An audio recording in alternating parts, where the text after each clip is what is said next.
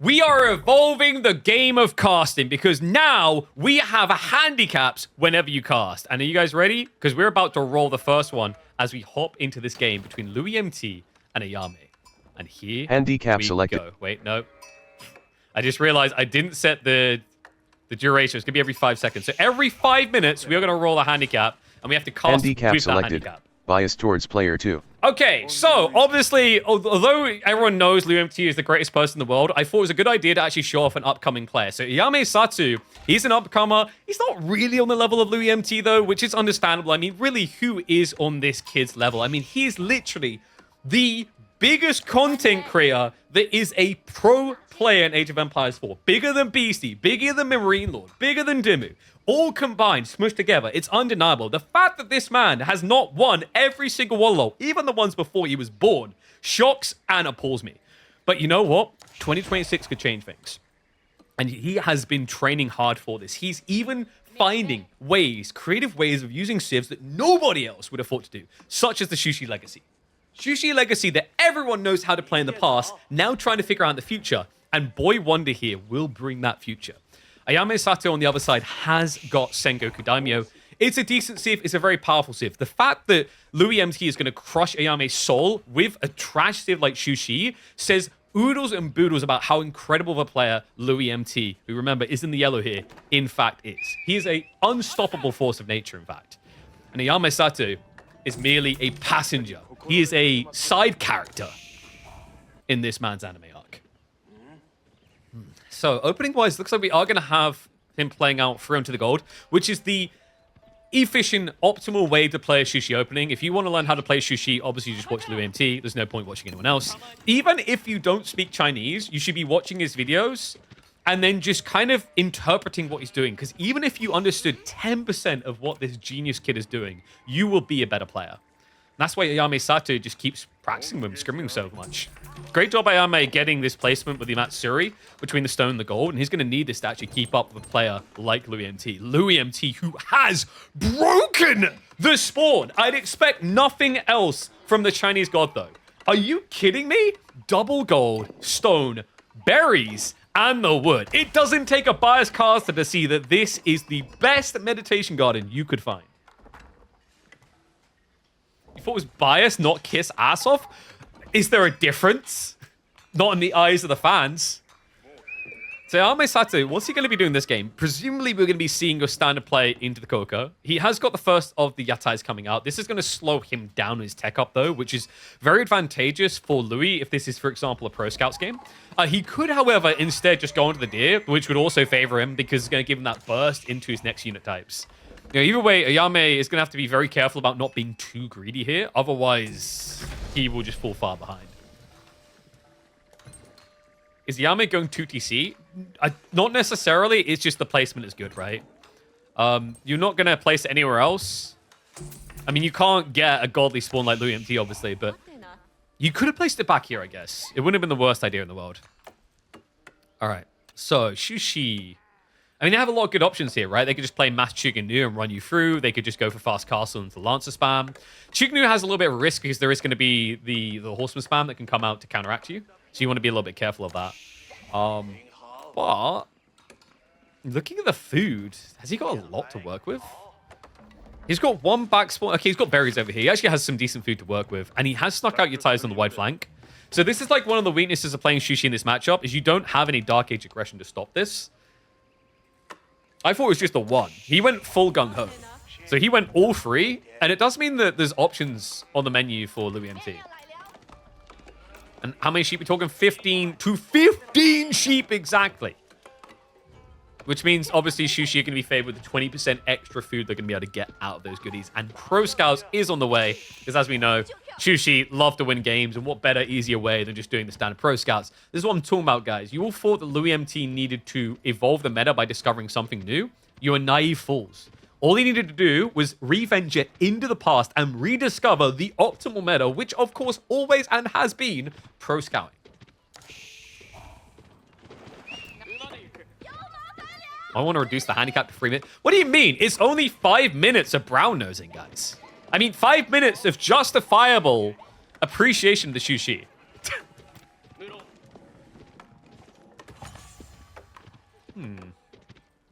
What's he going to do with this info? Now he sees it, he should know it's pro scouts based on the gold gathering on the front side. Like, it's a lot already.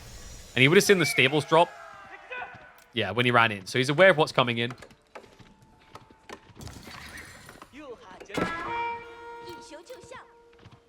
Louis is just going to be checking on what his opponent's up to. Handicaps selected. Oh. Commentate in rhyme. I can tell that I wasn't looking forward to this one. I hope this is simply a one and done. It looks like we're going to have Sengoku playing into these states nice and early. Because things could get a bit twisty and curly, if you add in too many different unit types, your comp is not going to be that ripe. And what you want to do is make sure that you flourish. And what better way than to fully nourish with your food income to get the one and only one, which is mass daimyo spam. Excuse me, ma'am. Where are you going with that, dear? I do fear that you simply are not allowed to leave. The frags are coming out, and soon people will grieve because the daimyo is now on the way. But hey, it looks like Louis has made it out. He's going to be able to go roundabout, coming back to base soon. And he's going to have quite the boon, for he has got plenty of deer. It is not a simple, mere, small abundance. Crap, that's a big word. But I've got more in reserve. The attack on the flanks actually haven't been touched at all. There's also now going to be a big fat Louis wall. I guess he's going to be setting up to go towards Castle Age.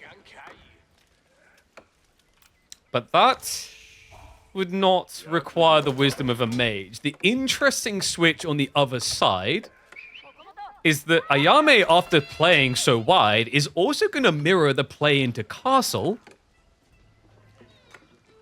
The whole kit caboodle isn't going to fossil? That's not even a word. Oh, that's kind of absurd. Sometimes you have to warp what rhymes because there's simply not enough time to think about what you want to say next. Which is why I must simply bequest that we talk about the sake brewery now coming online. And this is going to do damn fine. With the stables in play alongside it, it is going to give him a remit towards playing into mass heavy cav, which is going to make Louis quite sad. Okay, kind of give me that one. It somewhat works. But I do find this next piece to be a little bit of an irksome detail. Mount Lu Academy is now coming through. And this will more than simply do. You don't really want to be going for the monks. When the timing is slower, the strat is on the wonk. You want to be playing for these relics indeed. But you've got to make sure that you have freed up the space to play out onto them. Which is why you want to build knights. What rhymes with them? I'll be honest with you guys, I think this is actually going quite well. In fact, you could even say it's actually going swell. I thought I'd fluff up a lot more of the rhymes, but we're almost out of simple amounts of time to do this and talk in rhythm continuously. Soon, we will move on to a new form of ambiguousness. That's a bit of a stretch. But you bet I'm going to go with it. All right, so we have got mass cavalry coming out from both players. But one of them's going to be a little bit more of a spray. You see, with the Sengoku, you can easily go deep and easily make your opponent completely weak. That's why you're seeing Louis have to forfeit into spears, because he can, courtesy of the deers, but also it's necessary due to how strong the samurai are, because these things are like a medieval car, smashing you in the face at about 80 miles an hour. They do pack quite a lot of power, especially when you add in the Daimyo power booster. It's a complete and utter game changer that will make you feel like a rooster in a den full of wolves. I've somehow made this worse now by needing to get wolves out, which is why we're going to try to combine wolves with the moves that are being made by Ayame over here onto the flank. He's able to get good value from Bank as his knights will clear up with not a single loss. And all of a sudden, the Shushi must dance doing the floss. They're going to move around the map trying to dodge the attacks. But they also need to find their own whack. Failing to do so, he will not get any damage done. He's realizing quick selected. There could be only one. Use Big's word incorrectly. Why did I say... Like, I can't believe I put Big's word inconspicuously. So, looking at the state of this game right now, it would be fair to say that what is happening in this very moment is most definitely not conducive to the success rate of the Shushi. For Iyame, he has very good control, but he lacks the juxtaposition to overthrow his opponent in a big fight. He is, however, going to have a good find on the flanks, able to snipe out the Yatais, an absolute abbreviation of their existence in this game. Okay, I feel like this one's like awkward. Like, how do you come to big words all the time, and what happens when you technically like are avoiding them? What do you mean grade 2 poetry? I think the grade, like, that was very good. I would say that my rapping skills there were incomprehensible. The question now is, what is Louis' onomatopoeia? What gives him the absolutely necessary decontaminational power to take out his opponent? Yeah, because when I'm looking at the map right now, I'm noticing a complete and utter lack of vision. He's very omniscient. The problem he's going to have here right now is he also feels quite omnipotent, which is not a good thing in the face of the Sengoku power. They've got so much more leverage out of these Mad Samurai. I don't know, guys. Is the big words used incorrectly one good? I feel like it's flabbergasting.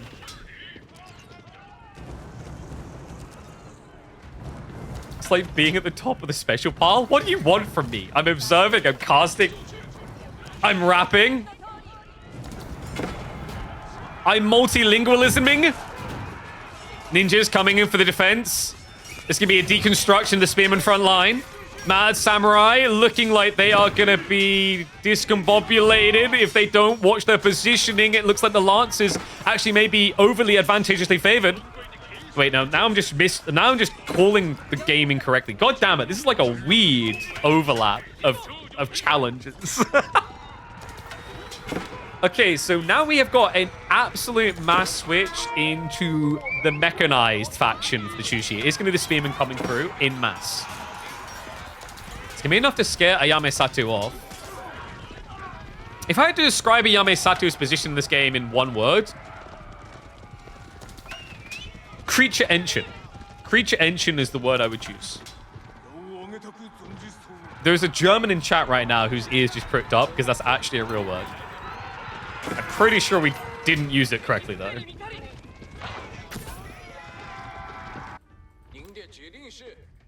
Man, look at the conga line coming from Louis' base. It's so scarce. Okay, that wasn't a big word. I don't know, like,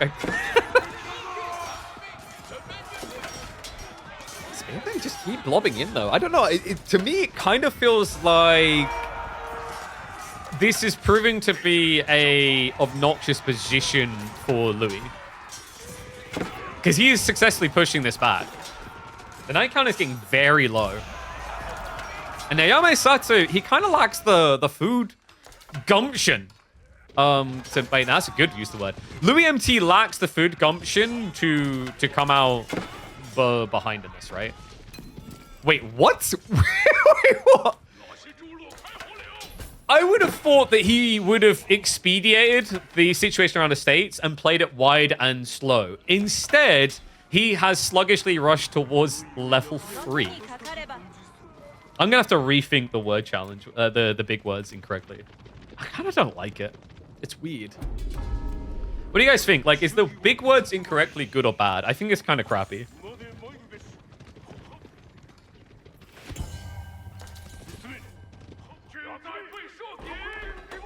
These walls are proving quite offensive. Especially this one, which will be quintessential to Louis' success. See, that was good uses of the words.